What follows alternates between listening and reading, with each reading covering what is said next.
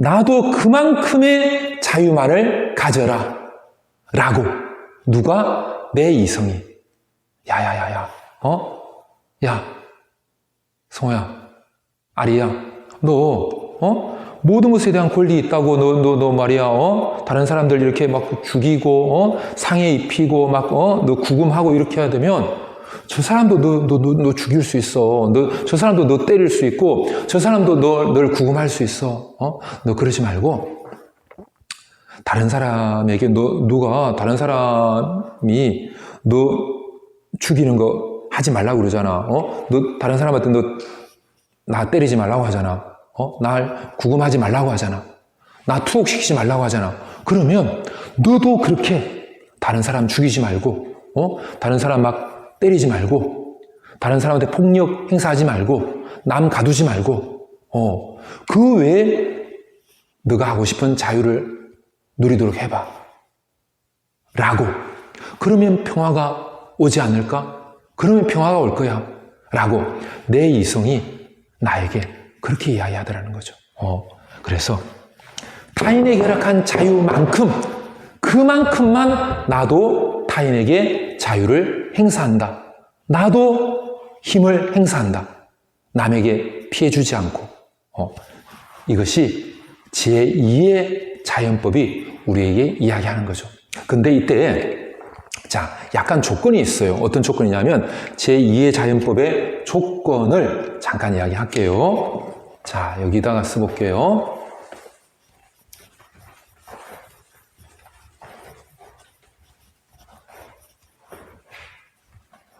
자, 홉스는 제2의 자연법의 조건을 이야기하는데요. 어떤 조건이냐면 평화를 달성할 수 있다면, 평화를 달성할 수 있다면, 이게 어디에서 사실 나왔죠? 기본 자연법에서 나왔죠. 평화를 달성할 수 있는 가능성이 있다면 모든 사람들은 평화를 추구해야 한다. 평화를 추구해라. 라고 했죠. 이 평화를 달성할 수 있다면 이제 내가 모든 것에 대해서 가지던 권리를 포기해라. 자연권을 포기해라. 자연적 권리를 포기해라. 라고 하는 거죠. 평화를 달성할 수 있다면. 그리고 나를 방어할 수 있다면. 그러니까 내가 모든 것에 대해서 권리를 행사하려고 하니까 다른 사람도 나에 대해서 권리를 가지고 내 신체를 함부로 하고 내 목숨을 끊으려고 하고 나를 구금하려고 하고, 이거는 아니야. 이거는 나를 진짜 방어하는 게 아니야. 그러면 나를 정말 방어하는 것은 내가 모든 것에 대한 권리를 포기하고 좀 다른 사람에게 내가 허락한 자유, 너 이 바운더리는 들어오지 마. 내 생명을 해치는 바운더리는 들어오지 마. 라고 내가 그 외에 네가 자유 누려. 라고 내가 다른 사람에게 허락한 자유, 그만큼만 내가 누릴 때 내가 자기 방어가 되지 않을까. 그러면 내 방어가 된다면 내가 모든 것에 대해서 가졌던 권리를 포기해도 되지 않을까. 이렇게 내 이성이 나에게 속삭이더라는 거죠. 자, 그리고요, 또 세 번째는요,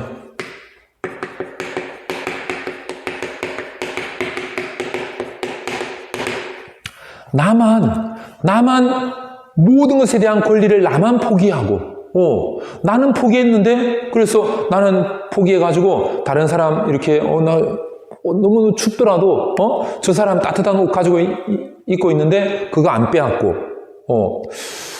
저 사람 집 너무너무 안전해 보이는데, 나는 비바람을 맞고 있더라도, 저 사람 가서 죽이고, 저 사람 집 빼앗거나 이러지 않고, 이렇게 나는 모든 것에 대한 권리를 자연권을 포기했는데, 근데 다른 사람은 다 포기 안 해.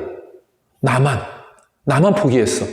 홉스는 그럴 때 그것은 나를 다른 사람의 먹잇감으로 주는 것이다. 이렇게 표현해요. 나를 다른 사람에게 먹잇감으로 그는 주는 거야. 그렇게 할 의무는 아무에게도 없다. 라고 이야기하거든요. 그렇게까지 할 의무는 없어. 그러니까 내가 모든 것에 대한 권리를 포기하는 조건으로 홉스는 뭘 이야기하느냐면, 다른 모든 사람들도 자신의 자연권, 어떤 자연권? 모든 것에 대해서 사용할 수 있는 권리, 모든 것에 대한 권리, 그 자연적인 권리를 포기할 때, 즉 모든 것을 함부로 다른 사람 죽이고 상해 입히고 구금하고 투옥하는 할 수 있는 그런 권리, 자기 생명 보존을 위해서는 어떤 것이라도 할 수 있는 권리, 그것을 다른 모든 사람들도 나처럼 포기할 때, 그때 나도 포기할 수 있다. 이런 조건을 이야기해요. 그래서 평화를 달성할 수 있다면, 이 포기를 통해서 나를 방어할 수 있다면, 그리고 다른 모든 사람들도 그런 자연적인 권리를, 모든 만물에 대한 그런 권리를 포기한다면 나도 포기할 수 있다. 여기에서 이제 홉스가 이런 이야기 하거든요. 이 제2의 자연법,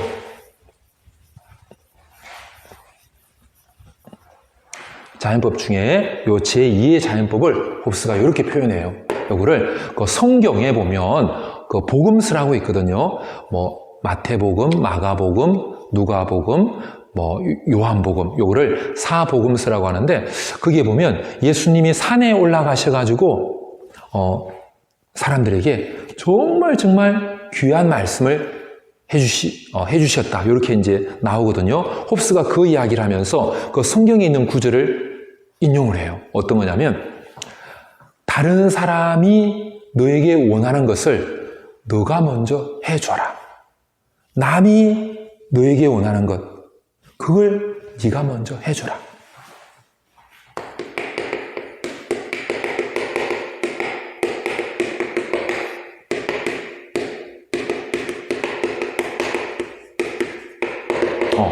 이게 바로 모든 사람에게 법이 되는 제2의 자연법이다. 이 성경 말씀이 남이 너에게 원하는 것, 그걸 네가 먼저 남에게 해주는 것, 이 성경 말씀이 이성의 계율 중에 제2의 자연법을 가장 잘 보여주고 있다라고 이야기하거든요. 남이 너에게 남에게 뭘 원하니? 저 사람이 날 죽이지 않았으면 좋겠는데요. 날 상해 안 입혔으면 좋겠는데요. 날 투옥 안 했으면 좋겠는데요. 그러면 네가 먼저 다른 사람 죽이지 말고, 상해 입히지 말고, 투옥하지 말고, 구금하지 마라. 저 사람에 대해서 네가 만물에 대해서 가지는 권리, 그거 행사하지 마라. 다른 사람에게 허락한 자유만큼 너도 그 사람에게 그만큼의 자유만 행사해라. 이 성경 말씀이 제2의 자연법을 가장 잘 보여준다라고 이야기를 해요. 그래서 자연권의 포기, 권리의 포기를 이야기하는데요. 근데 이때 홉스가 이런 주의사항을 이야기를 해요. 뭐냐면, 자, 권리의 포기를 이야기하면서 먼저 이 포기라는 게 뭔가에 대해서 홉스가 먼저 이야기하는데요. 홉스는 이 포기를 크게 둘로 이야기하거든요. 일단 결과적으로 누구한테 이익이 될 것인지 내가 생각하지 않고 그냥 일방적으로 내 권리를 포기하는 것, 이거를 폐기라고 이야기해요. 폐기, 리바운스, 영어로는 리바운스라고 해가지고 이거를 폐기 이렇게 이야기하거든요. 이거는 권리를 폐기한다. 내 권리를 가지고 누구한테 이익이 될지 몰라. 하지만 나는 일단 내 권리를 포기해. 이거를 리바운스 한다. 폐기한다. 이렇게 이야기하고요. 그 다음에 두 번째는 어떤 특정한 사람 또는 특정한 사람들에게 이익이 될 것을 염두에 두고 내 권리를 포기한다.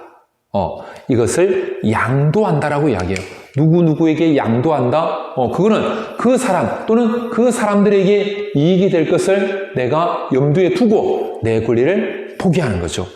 이거는 양도한다라고 이야기해요. 양도한다. 그래서 폐기와 양도, 요걸 통해 가지고 권리를 포기하게 되는데요. 이 만물에 대한 권리를 포기할 때, 만물에 대한 권리 포기하죠, 그죠? 그런데 모든 권리를 다 포기하는 것은 아니라는 거죠. 모든 권리를 다 포기하는 것은 아니고, 모든 권리를 다 양도 아니고, 모든 권리를 다 폐기 아니고, 만물에 대한 권리를 포기하더라도, 자연권을, 모든 것에 대한 그런 자연권을 포기하더라도, 포기하지 못하는 권리가 있다는 겁니다. 자, 어떤 권리냐면요. 자, 홉스가 이런 이야기 합니다. 권리를 포기하지만, 포기하지 할 수 없는, 양도할 수 없는 그런 권리가 있더라는 것이죠. 자, 어떤 권리일까요? 홉스가 이렇게 이야기합니다. 포기할 수 없는 권리. 자, 먼저 홉스는요, 우리 뭘 포기하는 거죠? 권리를 포기하는 거죠. 그런데 홉스는 이렇게 이야기하거든요. 권리를 포기할 때 우리는 뭘 위해서 포기한 거죠? 내 권리를 포기 안 하면, 만물에 대한 권리를 계속 가지고 있으면 저 사람도 만물에 대한 권리 가지고 있고 나도 만물에 대한 권리 가지고 있다 보니까 서로 결국에는 뭐 하는 거죠? 결국에는 싸우는 거죠. 전쟁하는 거죠. 투쟁하는 거죠. 그러면 내 생명도 잘 보존할 수 없는 거죠. 그러다 보니까 내가 스스로, 내가 자발적으로 권리를 포기한 거죠. 이 권리의 포기는 자발적이라는 거죠. 근데 홉스가 뭐라고 이야기하냐면, 사람들이 자발적으로 할 때는 왜 한다는 거죠? 그 자발적으로 내가 뭔가를 포기하면 나에게 이익이 되기 때문에 사람들은 자발적으로 한다는 거죠. 내가 나에게 이익이 안 되는 행동을 강제로는, 어떤 위협에 의해서는 나에게 이익이 안 돼. 그래서 이익이 안 돼서 나는 안 하려고 하는데, 누가 칼로 위협해가지고, 칼로 위협해서 억지로 나에게 손해가 되는데도 행동을 할 수가 있죠, 그죠? 그런데 내가 스스로, 내가 자발적으로 하는 행동은 항상 나에게 뭐가 되기 때문에? 이익이 되기 때문에. 누구에게? 나에게. 그래서 자발적으로 하는 행동은 항상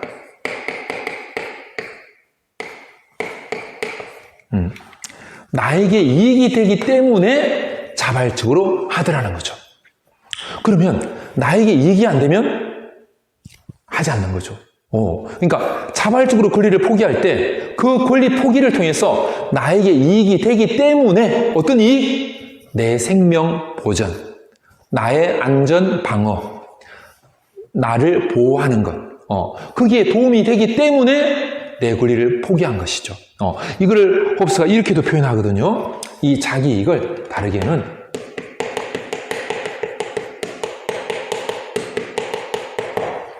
반대 급부, 이렇게도 표현해요.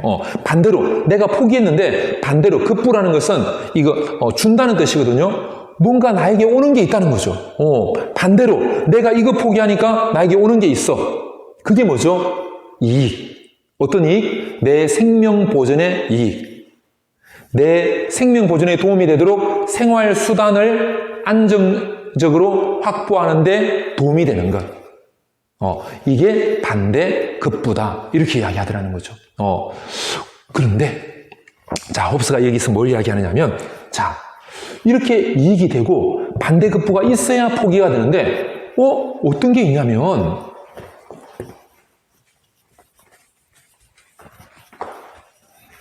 자, 지금 제2의 자연법에서 계속 이야기하는 겁니다. 자, 이런 게 있다는 거죠. 누가 폭력적으로 내 생명을 빼앗으려고 할 때, 누가 폭력을 사용해서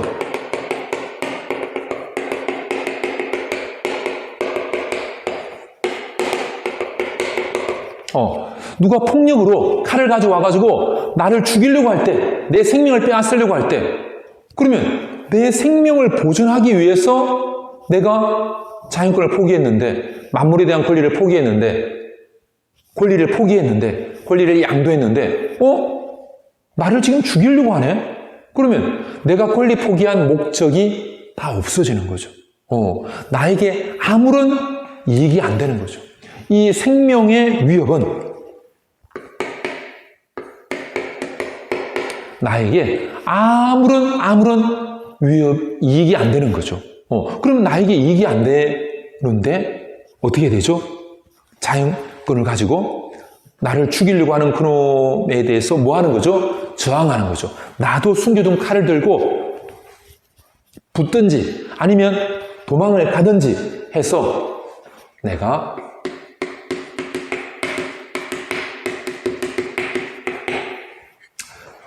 내 폭력으로 내 생명을 위협하는, 내 생명을 빼앗으려고 할 때 그 사람에 대해서 저항할 수 있는 이런 권리가 자연권으로 가지고 있더라는 거죠. 자연권으로. 왜? 생명 보존에 필요한 권리, 생명 보존을 위해서 필요한 생활 수단을 안정적으로 확보할 권리, 이것은 자연이 나에게 준, 자연적으로 가지고 있는 자연적 권리이고 자연권이라는 거죠. 내 생명을 빼앗으려고 하는 사람에 대해서 저항할 수 있는 권리, 그 저항할 수 있는 권리는, 이거는 포기할 수 없다는 거죠. 왜? 내 생명을 빼앗으려고 해? 내가 저항해가지고, 나를 죽이려고 하는 놈을 내가 죽이고 내 생명을 보존하든지, 아니면 이놈이 칼로 나를 죽이려고 하는데 내가 이놈을 밀치고 도망을 가서 내 생명을 보존하든지, 내가 저항할 수 있는 권리를 행사해야 내 생명을 보존할 수 있는 거죠. 그런데 내가 저항할 수 있는 권리를 포기해버렸어. 그러면 내 생명은 끝나는 거죠. 그렇다면 내가 권리를 포기한 아무런 의미가 없는 거죠. 그래서 홉스는 내 생명을 빼앗으려고 하는 사람들에 대해서 저항할 수 있는 권리, 이것은 어떠한 경우에도 이 생명을 빼앗으려고 하는 사람에 대해서 저항할 수 있는 권리는 포기할 수 없다. 다른 사람에게 양도할 수 없다라고 이야기합니다. 이것만이 아니라 요 폭력과 생명 위협과 똑같은 것이 뭐냐면 바로 상해.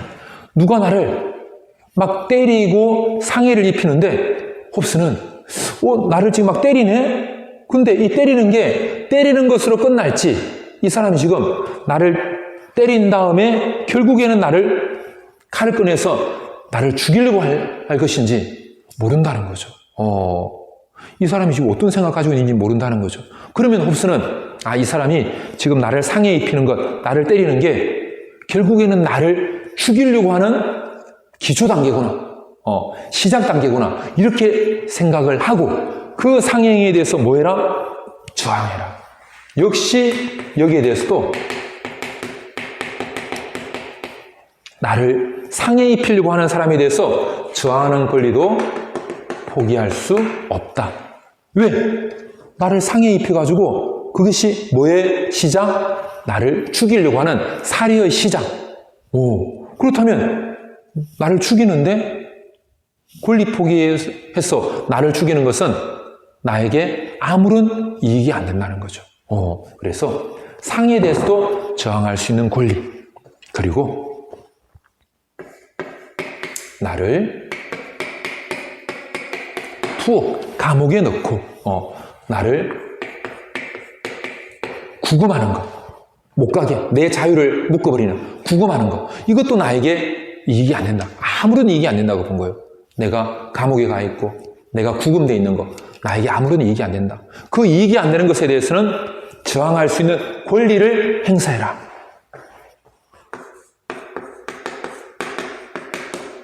저항할 수 있는 권리는 뭐 할 수 없다? 포기할 수 없다는 것. 포기할 수 없다는 것. 그래서 폭력으로 내 생명을 위협하고 나에게 상해를 입히려고 하고 나를 투옥하고 나를 구금하는 것에 대해서 뭐 할 수 있는 권리? 저항할 수 있는 권리. 이것은 포기해버리면 나에게 뭐가 안 된다? 이익이 안 된다. 이익이 안 되는 그런 행동을 내가 위해서 권리 포기하지는 않는다. 그래서 아무리 내 생명 보존을 위해서, 평화를 위해서 권리를 포기하고 권리를 양도한다고 하더라도 도저히 포기하거나 양도할 수 없는 것, 도저히 포기할 수 없는 것, 그것은 바로 폭력으로 내 생명을 위협하고 나에게 상해를 입히려고 하고 나를 투옥하려고 하고 나를 구금하려고 하는 것에 대해서 뭐 할 수 있는 저항하는 권리는 포기할 수 없다. 이렇게 홉스가 이야기했다는 것도 기억하고요. 자, 이 제2의 자연법에서 홉스가 많은 이야기를 하고 있는데요. 자, 또 이런 이야기도 하거든요. 자, 홉스가 어떤 이야기를 하느냐면요. 지금 제2의 자연법에서 계속 하는 이야기거든요. 자, 어떤 이야기냐면, 홉스가, 제2의 자연법을 이야기하면서, 요런 이야기를 해요. 권리를 폐기한다고 그랬죠. 그죠? 권리를 폐기하고, 권리를 양도하고, 권리를 포기하는데, 이때, 권리를, 자, 양도하거든요. 자, 권리를 양도하는데 이때 권리를 양도할 때 홉스는 권리를 양도한다는 것은 어떤 의미가 있냐면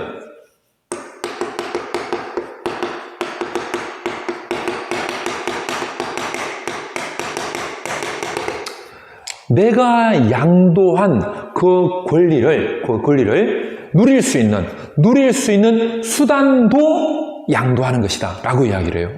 내가 어떤 권리 그 사람을 위해서 양도하죠, 그죠? 그러면 그 사람이 그 권리를 누릴 수 있는, 그 권리를 누리기 위해서는 필요한 수단이 있다는 거예요. 그 권리를 누리기 위해서. 그러면 그 권리를 누리는데 도움이 되는 수단들, 그 수단도 같이 넘겨준다는 의미다. 그 수단을 사용할 수 있는 권리, 그 수단에 대한 권리도 양도한다는 것이다. 그 홉스가 어떤 예를 들었냐면요. 요런 예를 들거든요. 홉스가 든 예가 뭐냐면 어떤 사람이 물레방아, 자, 물방앗간을 어떤 사람에게 양도했어요.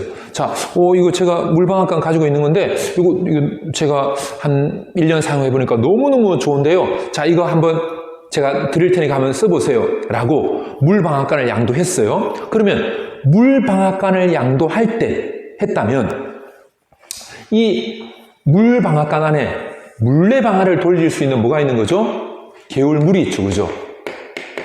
개울물. 그러면 나는, 이 물방앗간을 양도할 때, 자, 한 사람이, A라는 사람이 B라는 사람에게 물방앗간을 양도했어요. 이거 너무 좋은 물방앗간인데 써보세요.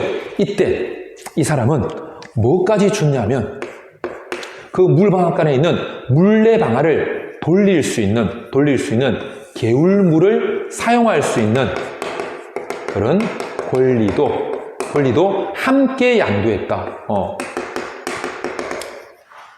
물방앗간을 양도했을 때 이 물레방아 요구만 양도한 것이 아니라 그 물레방아를 향유할 수 있는 물방앗간을 누릴 수 있는 그 개울물을 사용할 수 있는 권리도 함께 양도했다. 이렇게 홉스가 이야기해요. 자, 또 어떤 예도 또 홉스가 들으냐면 이런 예도 들거든요. 어떤 사람이 자, 토지를 양도했어요. 어떤 사람이 토지를 양도했습니다. 그러면 이때 토지를 양도한 사람은 우리 땅 이거 진짜 너무너무 좋은데 그때 제가 좀 은혜 입은 것도 있고 이러니까 제가 이 땅 드릴 테니까 이 땅 드릴게요 라고 어떤 사람에게 자기가 가지고 있는 토지를 양도했어요. 그러면 그 토지에 농산물이 아주 비옥하게 쌀이 아주 비옥하게 잘 자라는 거예요. 그러면 그 토지를 토지만 양도하고 나중에 벼가 잘 자라니까 나 땅만 양도했지 벼는 나 양도한 거 아닌 거 알죠? 나 벼는 다 가져갑니다. 아니죠. 싸움 나죠. 땅을 양도했다는 것은 그 땅에서 나는 뭐까지? 농산물까지 다 양도한 거죠. 그러니까 어떤 권리를 양도했다는 것은 그 권리를 누릴 수 있는 수단을 사용할 수 있는 권리도 함께 양도했다. 여기서 홉스가 이런 이야기 하거든요. 자, 여기서 곡식까지, 토지에서 나오는 그런 곡식까지 함께 양도했는데, 여기서 홉스가 이런 이야기를 해요. 뭐냐면, 우리가 어떤 사람에게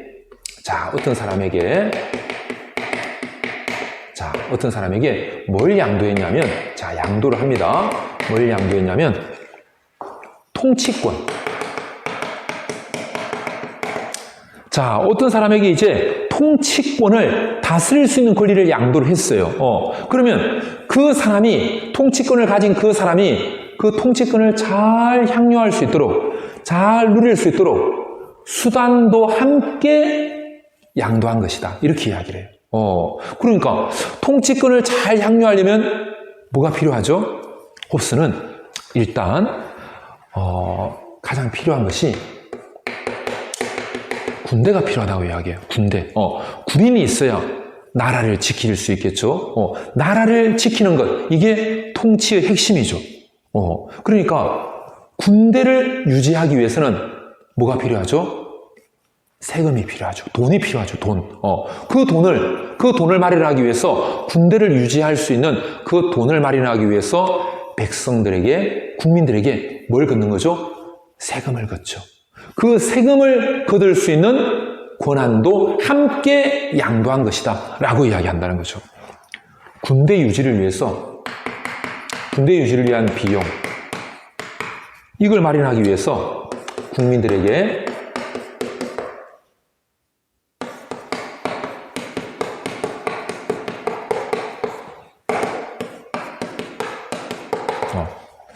어떤 사람에게 통치권을 양도할 때 그 사람이 통치권을 잘 누리기 위해서, 통치권을 잘 사용하기 위해서 필요한 수단, 군대 유지. 그 군대 유지를 위해서는 비용이 필요하고, 그 비용을 마련할 수 있도록 세금을 징수하는 권리도 함께 양도한 것이다. 즉, 백성들은 통치자가 세금 내라고 할 때 잘 내야 한다. 왜?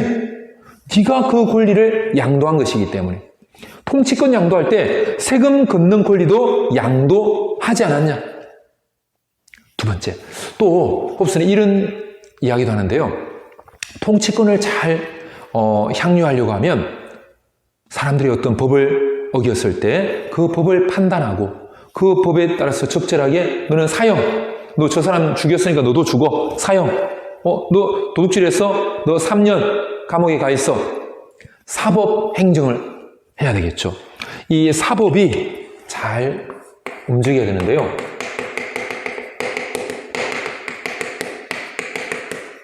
이 사법 행정을 잘 하기 위해서는 그 사법 행정을 할 누가 필요하다고 본 거죠? 물론 우리 요즘에는 사법부가 하는데, 홉스는 이것도 통치권자가 한다고 본 거거든요. 통치권자가 사법 행정이 잘 돌아갈 수 있도록 관리가 필요하다고 본 거예요. 관리들. 그러면 이 사법 행정을 잘 해나갈 관리들을 뭐 할 수 있는?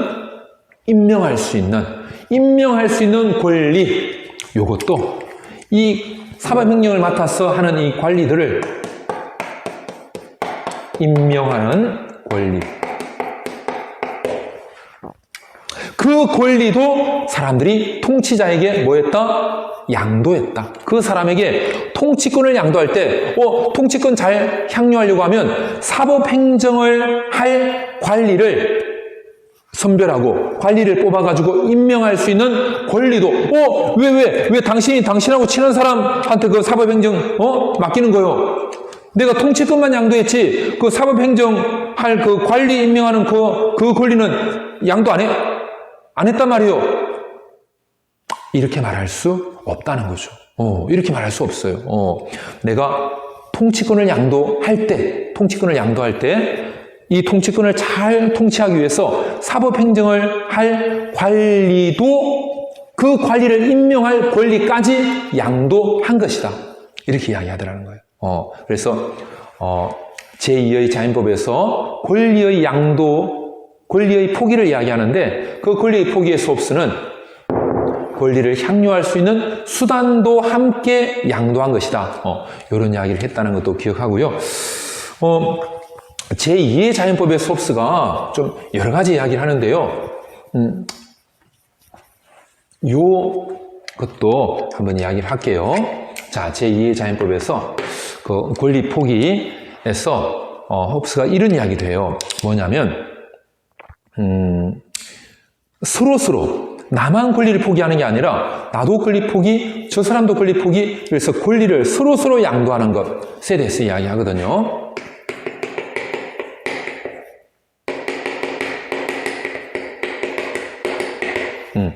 권리를 나도 양도, 저 사람도 양도, 이렇게 서로 양도하는 것, 요것을 홉스는 두자로 이거를 계약이다 이렇게 불러요. 계약이다. 영어로는 이제 콘트랙트라고 해가지고 계약이다 이렇게 부르거든요. 나도 권리 양도, 저 사람도 권리 양도, 서로 권리 양도하는 것, 이걸 계약 이렇게 이제 표현하고요. 근데 홉스가 이 계약을 이야기하면서 어떤 이야기를 하느냐면 영어로 커버넌트라고 해가지고 신의 계약이라는 표현을 써요. 신의 계약. 자, 신의가 뭐죠? 신의. 믿을 신이죠. 그죠? 서로 의리를 가지고 믿고 계약하는 것. 이걸 신의 계약이라고 하는데요. 뭐냐면, 지금 내가 권리 포기하는데 저 사람은 나중에 나에게 해줄 것을 기대하고 계약을 맺는 것. 이런 거를 신의, 믿고 계약한다. 이런다면, 나는 지금 뭐 얼마를 줬어요? 우리 그런 거 있잖아요. 옛날에 뭐 이렇게, 요즘도 그런 거 있나? 이렇게 뭐, 학교에 가면 좀 친한 뭐 문방구점, 여러분들이 자주 가는 곳에 가면 문구점에 이렇게 아주머니께서 너무 급해가지고 학교 등교 시간이 너무 급해. 그래가지고 뭐 5,000원짜리 책을 하나 가면서 아주머니 제가 나중에 와서 드릴게요. 이런 경우 있을 수 있죠. 그죠? 그러면 나는 책 한 권 가져가고 내가 지불해야 될 돈 5,000원은 나중에 드리겠다고 하고, 그러면 아주머니가 안 돼! 그건 안 돼! 야, 너 언제 봤다고 그래? 저기 당장 내려놔! 이렇게 할 수도 있고, 그래, 저기 나중에 그 시간 날 때 와서 줘! 이렇게 하실 수도 있겠죠. 그러면 시간 날 때 와서 줘! 이게 뭐냐면 지금 내가 책 가져가고 나는 그 채무를 나중에 이행하는 거죠. 이거를 믿고, 서로 간에 믿음을 가지고 나중에 이행할 것을 믿는 것, 믿고 계약했다라고 해서 신의 계약, 이렇게 표현하는데요. 내가 만물에 대한 권리를 가지고 있는데, 내가 그 만물에 대한 권리를 가지고, 저 사람